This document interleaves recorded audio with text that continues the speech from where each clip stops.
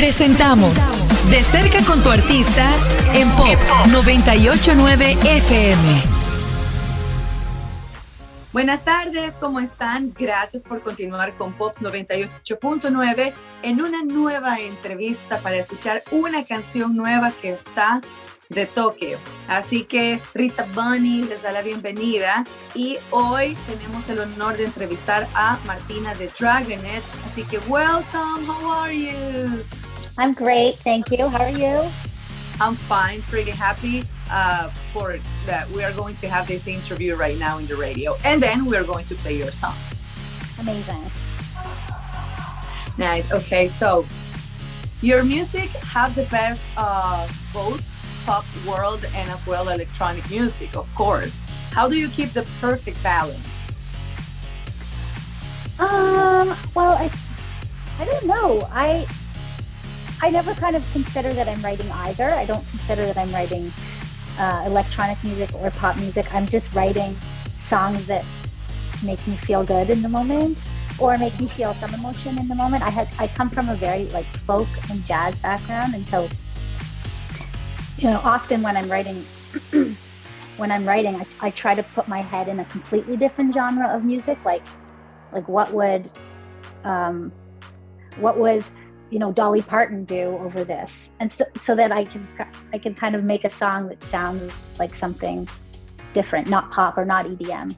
And I think that makes things. I think it makes for interesting music, and that's what I want to make. Okay, thank you. Bueno, le decía de que la música, lo que produce, tiene el perfecto balance entre el pop y la música electrónica, por supuesto. ¿Cómo hace para lograr esto?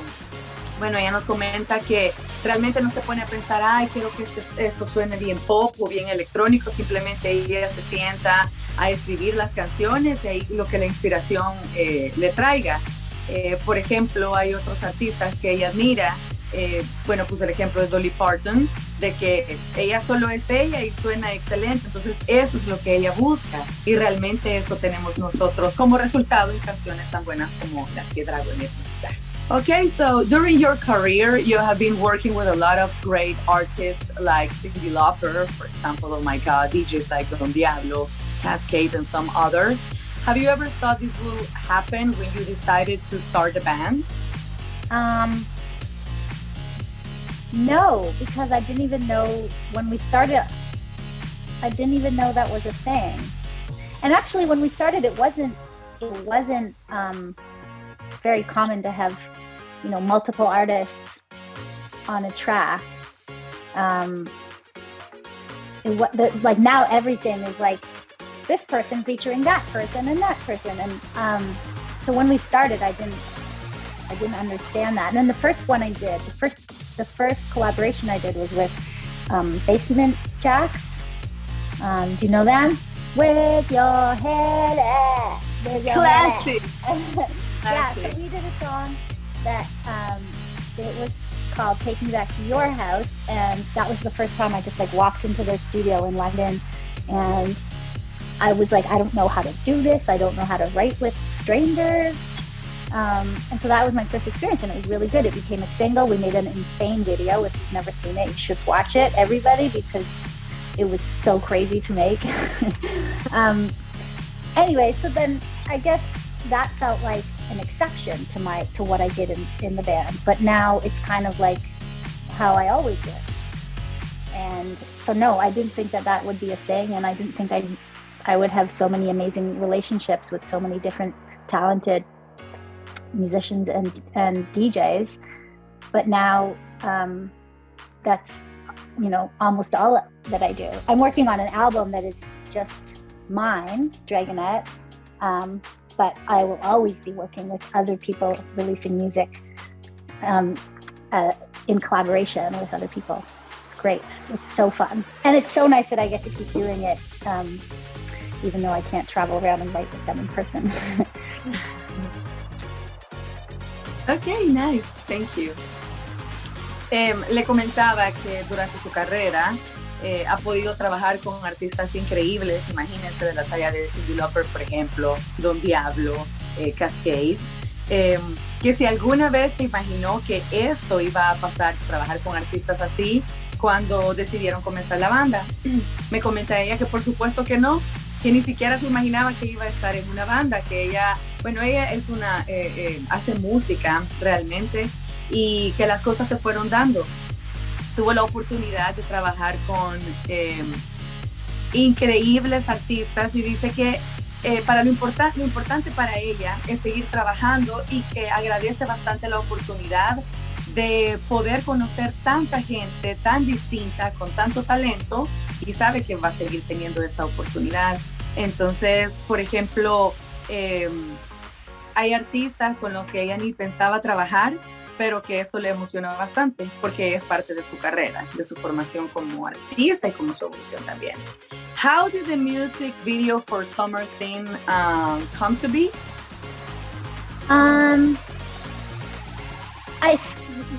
The music video happened, cat dealers, they are Brazilian. And they had a connection with this really cool creative house, I think in Sao Paulo. And so they got these people that called 7Z. They commissioned them to do this video. And as soon as they said the word Brazil, I was like, yes, please, can I come? But I couldn't because it's a pandemic. But I've spent a ton of time in Brazil and I love it there. So I was excited to see what they would do. It was shot in Bahia, which I don't know if you've been there, but it's so gorgeous. Yeah, so that's how it happened. We just, they said we have an idea and we're going to get these people to do it. And so we read the treatment and it just sounded beautiful. And it was like a way for me to take a vacation through my song in Brazil, you know? Okay. Le pregunté cómo surgió la idea para el video de Summer Thing y me dice que conoció a unos brasileños que ahí surgió hacer la colaboración. Ella, claro que quería ir a Brasil, pero era bastante complicado por la situación de pandemia, que todos sabemos que no se ha podido viajar en mucho tiempo o andar libremente. Y que fue a Bahía también, que es un lugar precioso. Yo no conozco, pero todo el mundo dice que sí, no lo dudo. Entonces, así fue surgiendo la idea para este video y por eso ahí está el resultado. Si no lo han visto, tienen que verlo. Sabemos que les va a gustar. What was your the writing process like during the lockdown? Is this thing affect the pandemic and the lockdown affected positively or negatively in some way, for example? I mean, obviously both. There are some obviously negative implications, not being able to travel and not being able to see people in person. And there's so much that happens in person creatively when you're trying to write a song, or just touring or all of that. And but the amazing thing that happened was that I started doing sessions over Zoom, and I had done one session remotely ever in my life before the pandemic, just because it's so impersonal, and we didn't have to. I would just not write with people until I was in the room with them. But now I have so many songs that I wrote over Zoom. And actually Summer Thing was written that way with some great guys that I've worked with in person. That's how that song started. And then obviously it went, we included all these other amazing musicians. So yeah, the pandemic, I hate to say this, but it was so positive because I can write like this forever. I learned this new skill of connecting and being able to find the creative connection remotely over however many thousands of miles. We could write a song right now like this. I know, yeah. Right. Yeah, this is very interesting because I think it's great for an artist that can take the positive side of a negative situation, Yeah. but if it helps in some way, so it's great for you, for your music. Yeah, it really has been. It's been an invaluable new tool to have, because I can stay at home if I want. And I actually just like hype up my friends. I'm like, do you want to do a writing session tomorrow? I don't need my manager like connecting us, and I go on a plane and I fly to LA or I fly to London, and I set up 2 weeks of sessions, and it's back to back to back to back because I'm only there for 2 weeks. So now it's like, I think I'll do a session tomorrow, and then I won't the next day, and then, you know, it's really good. Yeah. But I wish I could see these people in person, you know, share a drink with them, give them a hug. So it's not all positive, but there definitely is a great thing that happened. Yes, of course. Le pregunté cómo le afectó, cómo ha sido la experiencia de componer, de escribir durante la cuarentena. Sabemos que todos los países de alguna medida estuvimos en cuarentena, sin poder salir ni nada. Y dice que al principio sí fue obviamente diferente, pues ella estaba acostumbrada a viajar, a verse con los demás productores, escritores, pero que no se podía, pero que tomó lo positivo de esto. Entonces la inspiración vino de manera distinta. Yo también le pregunté si le afectó de manera positiva o negativa. Ella dice que de las dos maneras, pero que al final ha sido más positivo porque aprendió una nueva manera de sacar la inspiración de como ni se imaginó, que uno se tiene que conectar más con uno mismo para poder empezar a fluir y a escribir, que es lo que le pasó a ella. Yo le comentaba que qué bueno que cuando un artista o en general cualquier persona realmente de cualquier situación que aparentemente es negativa, como la pandemia, que ha sido negativa en muchísimos sentidos, pero que para algunos artistas ha traído algo bueno, como la capacidad de poder componer ellos solos desde donde están. Ella también mencionaba que es la facilidad de la tecnología, aunque se esté a distancia, porque incluso así como estamos ella y yo, podríamos componer una canción, trabajar en una canción en este momento. Yo le digo que sí. Entonces, y así en general dice de que ha sido una buena experiencia, pero que siempre extraña conocer a las personas, estar cerca de ellos, porque es otro tipo de convivencia. Martina, I really want to thank you for this interview and for your time again. Thank you. I want to see your bracelets. I saw them.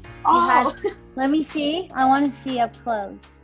Oh, they're so good. I've been so obsessed with, I bought all these beads. I've been making these bracelets. And now I caught sight of yours. I was like, I need to see this up close. Well done. Yeah. Nice. That's my pandemic pastime. Yeah, I love Thank you so much. Yeah, I use more sometimes like this, but I need to buy more because I can't do anything myself, these kind of things. No. So I rather buy some beads, make them. It's cheaper. Okay, so nice to talk to you. Before we leave, we need to play your song right now. So can you please do me a favor and introduce your song to the people that we are about to play here in Pop 98.9, please? Okay. Hey, this is Dragonette, and you're going to hear my new single with Cat Dealers, Sunnery, James and RyanMarciano, and Bruno Martini, called Summer Thing. Please dance.